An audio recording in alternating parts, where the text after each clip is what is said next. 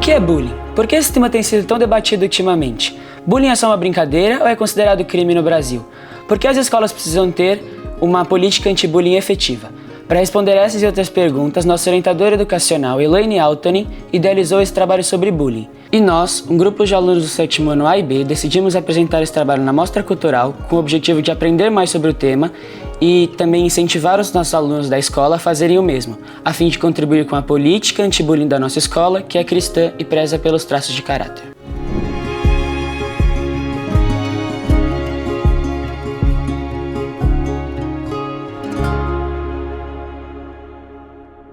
O bullying é um cerco, é você cercar a pessoa.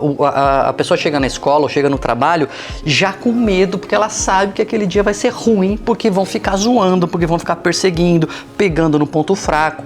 Então essa sensação de estar cercado, sabe? Você já chega sabendo que vai acontecer aquilo que você não gosta, isso vai fazendo mal. Isso acontece desde sempre, tem estudos assim que do começo do século já falam que isso acontece e que faz mal.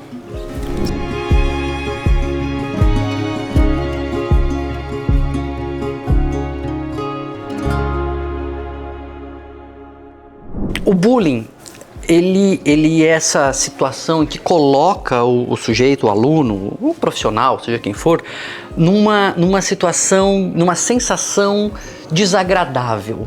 Ele se sente diminuído, ele se sente perseguido, ele se sente humilhado, ele se sente mal, se sente para baixo. Então isso pode ser feito psicologicamente, então vai pegando no ponto fraco do cara, vai ignorando ele, isolando. Às vezes você não precisa falar nada, nem encostar no cara, mas ele chega, todo mundo sai. Pô, toda vez o cara senta, todo mundo levanta. Parece gangorra, né? Eu sento, os outros levantam.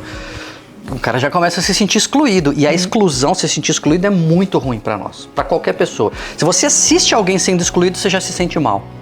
Então isso é só o psicológico, um exemplo. Mas tem o verbal, que é começar a provocar, começar a xingar, às vezes nem é um xingamento, mas fica falando de um ponto fraco do sujeito. Olha lá, o pé dele, olha o pé torto chegando, olha lá, sei lá, né? Qualquer coisa assim.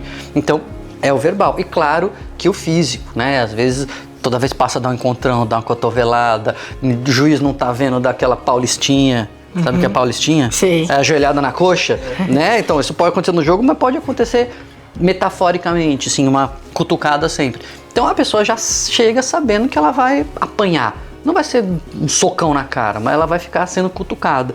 E claro, ela já chega passando mal, né? Ela já sai de casa e fala, meu Deus, lá vou eu pra escola ser zoado de novo. Então aí isso configura essa sensação que vai acabar fazendo mal pra pessoa.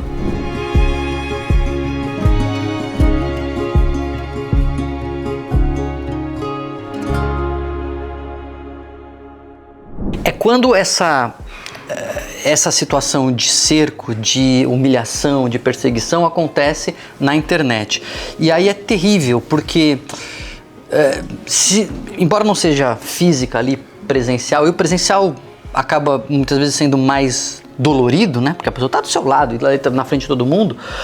Por outro lado, ele não tem para onde fugir. Porque é onde quer que a pessoa esteja, às vezes a pessoa muda de escola, muda de estado e continua sendo perseguida, continua fazendo comentário, continua sendo humilhada, continua sendo exposta. Então é quando o bullying, né, essa situação de humilhação, de diminuição da pessoa, ela invade o mundo virtual, a internet, as redes sociais. E aí fica mais difícil da pessoa se proteger muitas vezes.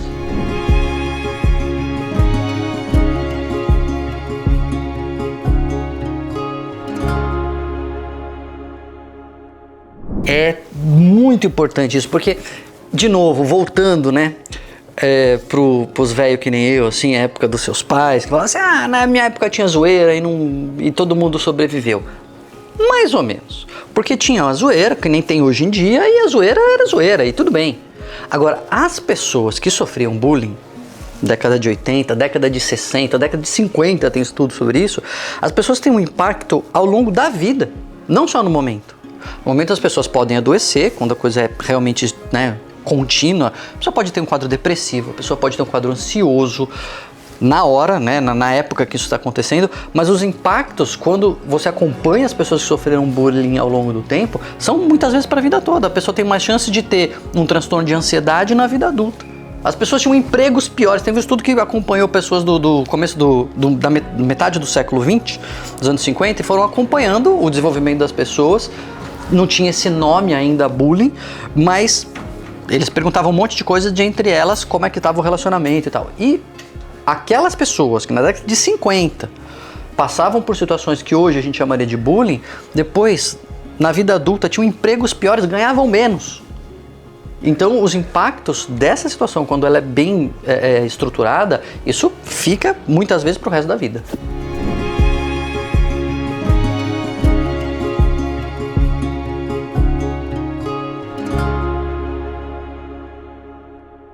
Esse é uma coisa interessante também, né? Porque ele não é a vítima, né? Então ele não está tendo aquele transtorno de ansiedade, ele não está adoecendo emocionalmente, mas ele vai criando um jeito de se relacionar baseado na intimidação, baseado na violência, baseado em ignorar o sentimento do outro, né? Em desvalorizar o sentimento do outro. Isso pode refletir nos seus relacionamentos pro resto da vida. Pode se envolver depois num namoro abusivo, num relacionamento tóxico, porque a forma de ele estabelecer relações, ele vai aprendendo que é assim que funciona. Então o impacto pode ser negativo não só para a vítima, mas para o próprio praticante.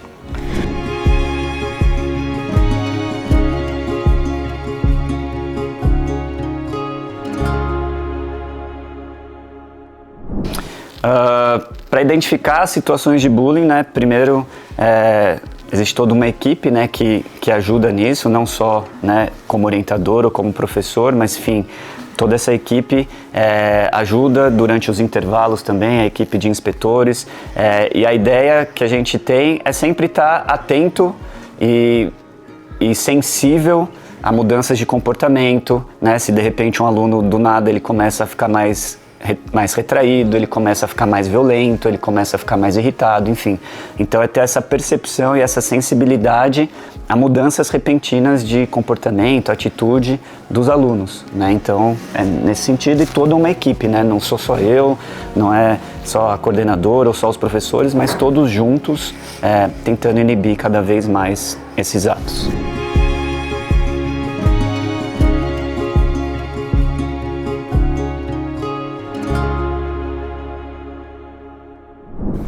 Eu acho que dentro das minhas aulas, vocês conseguem aprender de uma maneira mais divertida, né? Então a gente consegue trabalhar essa vulnerabilidade de vocês sem nenhum tipo de julgamento, né? Então vocês podem experimentar comportamentos, sabendo que a gente está num ambiente seguro, que não é interessante seguir com esse tipo de comportamento na vida. Então a aula de teatro é importante para vocês experimentarem, não só quando estão em cena, mas também quando estão assistindo os colegas de vocês. Nossa, um personagem que tem esse tipo de comportamento, se fosse num seriado, seria um vilão? Puxa, será que eu quero ser visto na minha vida real como um vilão? Nossa, um personagem que tem esse tipo de comportamento maravilhoso, ele é visto como um grande herói nessa trama. Poxa, isso é muito legal. Isso que heróis fazem. Poxa, talvez combine ali com esse processo de liderança, que é uma coisa tão trabalhada aqui na escola. Tornar vocês grandes líderes. Líderes, para serem bons líderes, vão precisar estar ali, ó, caminhando juntinho com os traços de caráter de Cristo.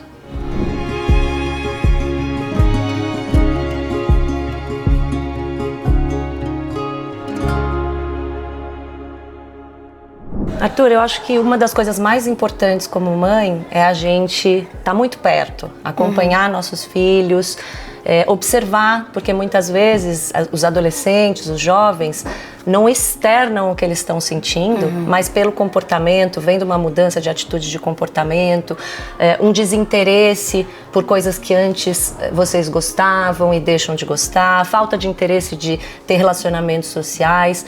Então, estar perto dos filhos, né? Se demonstrar aberta, disponível para conversar, tá sempre conversando, perguntando como é que tá, mas também abrindo as suas próprias vulnerabilidades, né? Sim. Eu gosto muito de conversar com os meus filhos sobre o que eu vivi nessa época que vocês estão vivendo agora, coisas que eu passei, coisas que eu teria feito diferente se eu pudesse voltar atrás, conselhos que eu daria para mim mesma, né? Então, acompanhar, estar próximo e conviver com o dia a dia, fazer parte do dia a dia dos amigos, né? Entender esse contexto social onde seus filhos estão vivendo, para mim isso é uma das coisas mais importantes que eu procuro fazer com os meus filhos.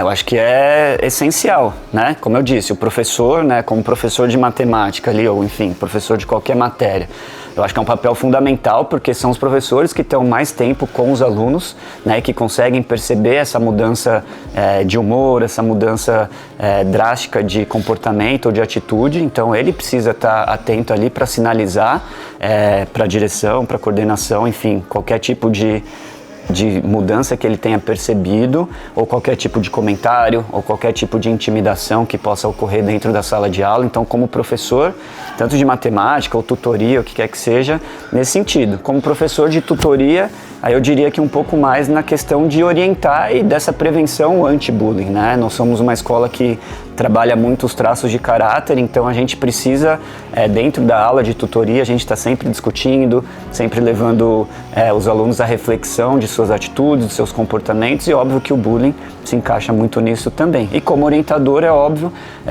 engloba o todo, né? Então eu preciso estar atento com os alunos, para ouvir dos professores, estar disponível também para conseguir cada vez mais fazer com que de fato a nossa escola se torne 100% anti-bullying, né? Em todos os sentidos.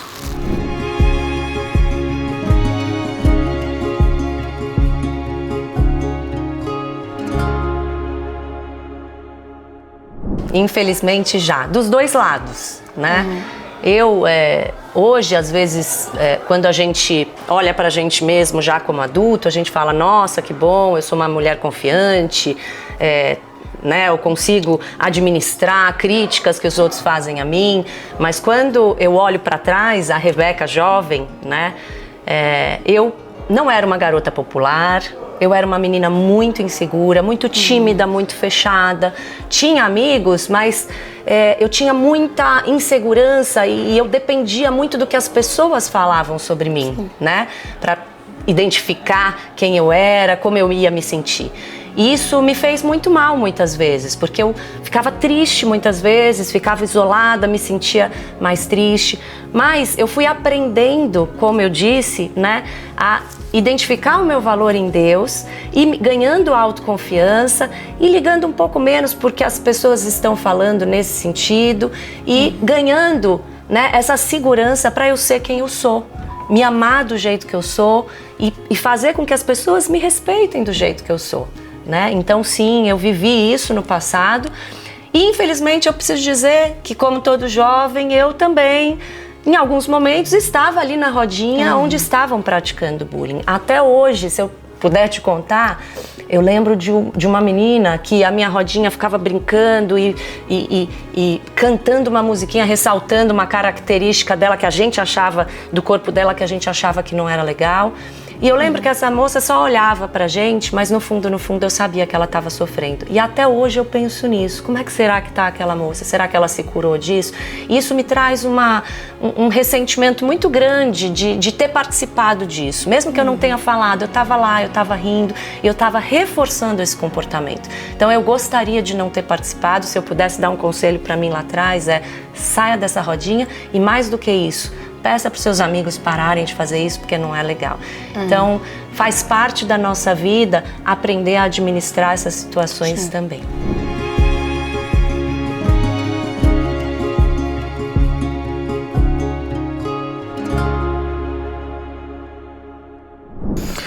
A principal coisa é saber que você não está sozinho.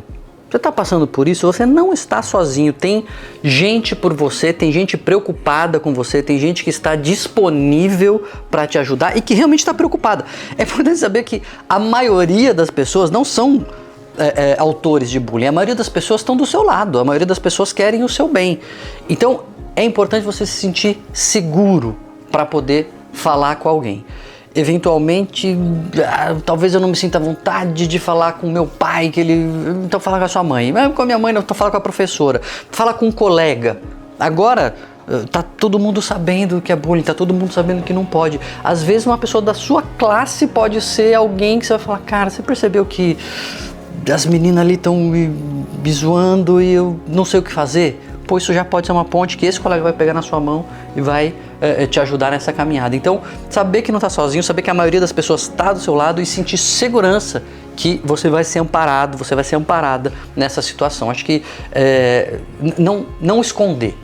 Bullying é uma coisa que se a gente esconde, ela aumenta e aumenta o seu sofrimento. Se a gente traz para a luz, o primeiro momento pode ser assustador trazer isso para a luz, mas é o melhor remédio que tem, porque quando a gente traz para a luz, a gente pode tratar e aí vai ter muito mais gente do seu lado do que contra você. Acho que essa é a principal mensagem.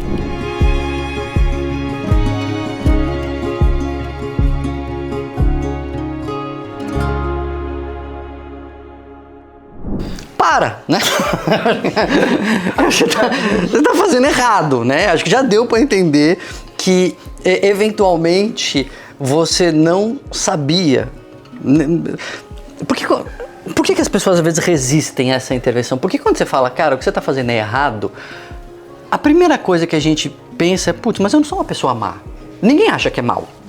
Não é só vilão de filme acha que é mal e dá risada. A gente não acha que é mal. Então quando você vai falar para alguém que o que ele está fazendo é mal, a pessoa tenta falar, não é possível, porque eu não sou uma pessoa má. Então, se você percebe, vendo essas entrevistas, vendo o vídeo, que putz, cara, que problema, hein? Eu acho que eu tô nessa, eu acho que eu tava fazendo isso e nem percebia. Você não é necessariamente uma pessoa má, você tava mal informado, você tava numa outra cultura, você tava com outro raciocínio.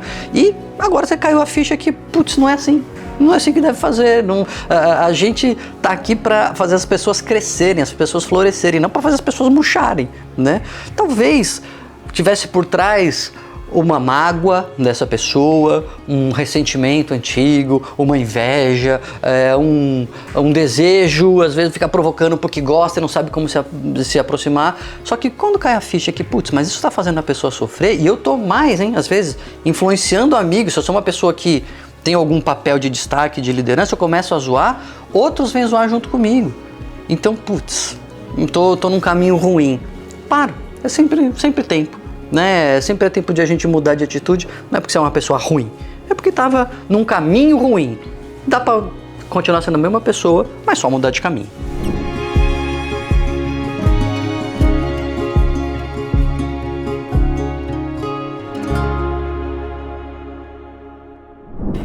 É nítido que qualquer comportamento de bullying não vai estar caminhando lado a lado com nenhum dos traços de caráter que a gente ensina nessa escola. Se você for gentil, você não vai praticar bullying. Se você for uma pessoa justa, você não vai praticar bullying. Chegamos ao final do projeto anti-bullying, que decidimos chamar de Diga Não ao Bullying.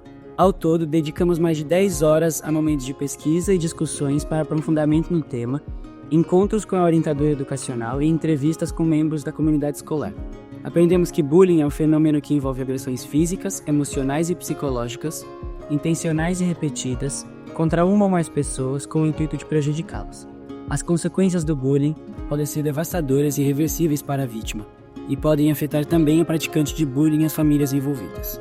Algumas conclusões que conseguimos fazer sobre o bullying são: o bullying pode ter raízes profundas, como uma sociedade violenta e escolas que não têm uma política anti-bullying efetiva.